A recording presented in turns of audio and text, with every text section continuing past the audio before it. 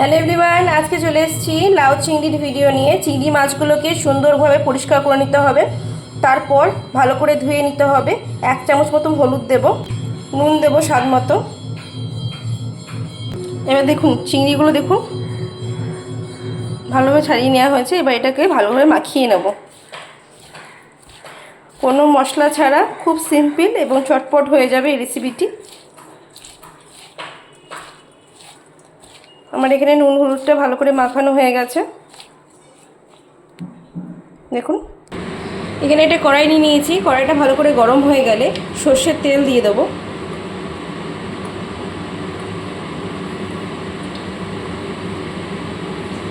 চিংড়ি মাছ ভাজতে বেশি তেলের প্রয়োজন হয় না, তো আমি অল্প করে তেল নিয়ে নিলাম এবং তেলটাকে খুব ভালো করে চড়া গরম করব, খুব গরম করব। দেখুন তেল আমার গরম হয়ে গেছে, বুঝতে পারছেন কিনা জানি না ক্যামেরাতে, এখন ধোঁয়া উঠছে। এই অবস্থাতে আমার তেল গরম হয়েছে। এবার আমি চিংড়ি মাছগুলো দিয়ে দেবো।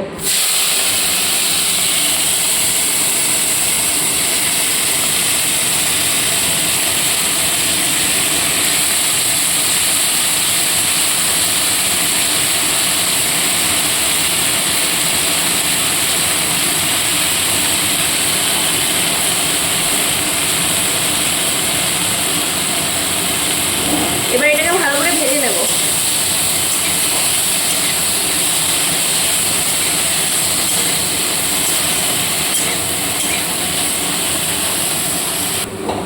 এটাকে প্রথমে গ্যাসটা কমিয়ে দিয়ে ভালো করে ঢেকে কিছুক্ষণের জন্য ভাজতে দেবো। যতক্ষণ মাছটা ভাজা হচ্ছে ততক্ষণে লাউগুলিকে পাতলা পাতলা করে এরকম কুচু কুচু করে কেটে নিয়েছি, ঠিক আছে।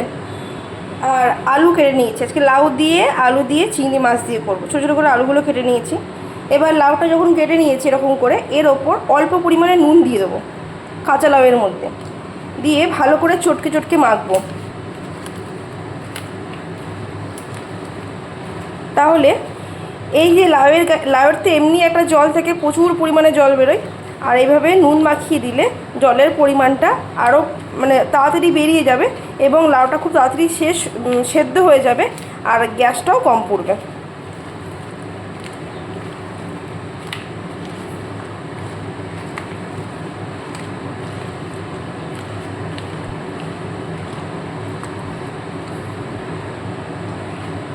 ব্যাস মাখানো হয়ে গেছে। এবার এটা জল ঝরার জন্য রেখে দেবো। দেখুন এই মাখাতে মাখাতে দেখুন জল বেড়েছে, প্রচুর পরিমাণে জল বেরোয় একটু নুন মাখিয়ে দিলে। এবার এটা জল ঝরার জন্য রেখে দেবো। এবার মাঝখানে মাছটা একবার দেখে নেবো। দেখুন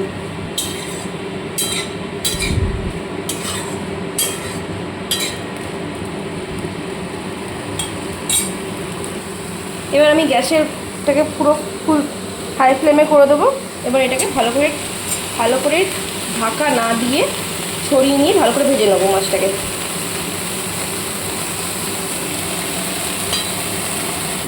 মাছটাকে ভালো করে এরকম চারিদিকে নাড়াচাড়া করে ছড়িয়ে দিয়ে ভালো করে ভেজে নিতে হবে, যাতে মাছ ভালোভাবে ভাজা হয়, গায়ে যেন এক ফোঁটা জল না থাকে। দেখুন মাছ ভাজাটা প্রায় আমার হয়ে এসেছে। মাছগুলোকে আমি লাল লাল করে ভেজে নিয়েছি। দেখুন আমার মাছ ভাজা হয়ে গেছে এখানে। এবার এটাকে আমি নামিয়ে নেব।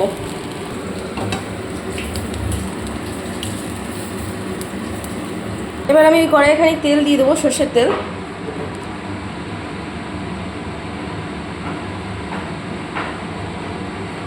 এই তেলটা এবার গরম হোক। তেলটা আমার গরম হয়ে গেছে। এবার খানিক পাঁচফোড়ন দিয়ে দেবো, এরপর একটা শুকনো লঙ্কা ও একটা তেজপাতা দিয়ে দেবো।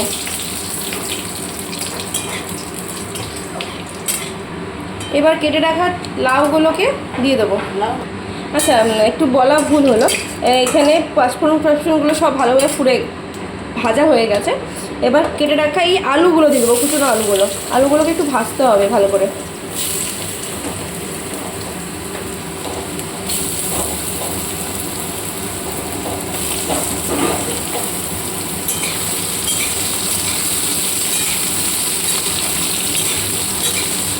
এটাকে লাল করে ভাজতে দেবো। দেখুন লাউ থেকে কতটা জল বেরোলো, দেখুন থালাটা একটু কাট করে ধরো, এই দেখো এতটা শুধুমাত্র নুন মাখানোর জন্য। এতটুকু নয়। আর এতটুকু লাউ হলো, এইটুকু বাটি। আমার এখানে আলুগুলোকে লাল লাল করে ভাজা হয়ে গেছে। এবার আমি এই লাউটা দিয়ে দেবো।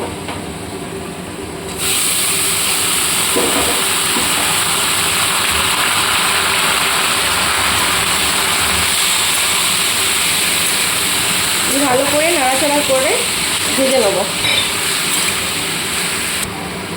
এবার এর মধ্যে একটু হলুদ দিয়ে দেবো।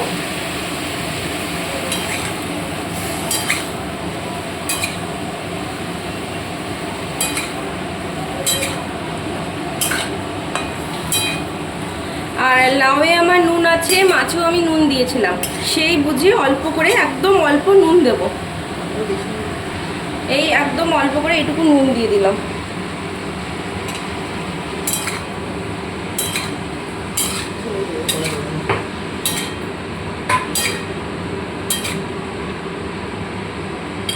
এবার এটা গ্যাস কমিয়ে নিয়ে ঢাকা দিয়ে ভালো করে সেদ্ধ হতে দেবো। আচ্ছা, আমার এখানে জলটা সব মরে গেছে, দেখবেন। যা বলে দিই, এখানে চিনিটা দিয়ে দেবো অল্প করে। এখানে যা জল বেরোবে সেই জলেই আপনার পুরো লাউটা আলুটা সব সেদ্ধ হয়ে যাবে, ঠিক আছে? এবার ভেজে রাখা চিংড়ি মাছটার মধ্যে দিয়ে দেবো। আমার যতটুকু লাগে আমি ততটুকু দিয়েছি, আপনার যেরকম প্রয়োজন মনে হয় আপনি সেরকম দেবেন।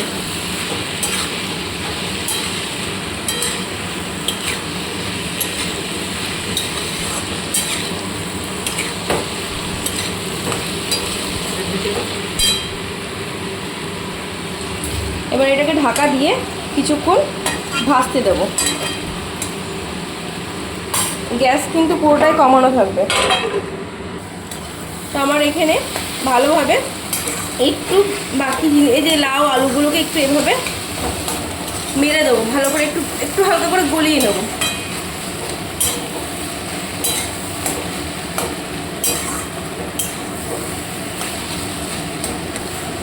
তো আমার এখানে হয়ে গেছে, এটা এবার আমি নামিয়ে নেবো। এই যে মা দেখে নিচে সেদ্ধ হয়েছে কিনা, এই দেখুন সেদ্ধ হয়ে গেছে। তো এইভাবে লাউ চিংড়ি একবার বানিয়ে দেখবেন, কোনো রকম মশলা ছাড়া, খুব ভালো হয় খেতে। আমাকে এই রেসিপিটি কেমন লাগলো আপনাদের আমাকে অতি অবশ্যই কমেন্ট করে জানাবেন, আর ভালো লাগলে একটু লাইক করবেন। এভাবে লাউ চিংড়ি বানিয়ে আমাকে বলবেন বাড়িতে যে কেমন হয়েছিল। টাটা।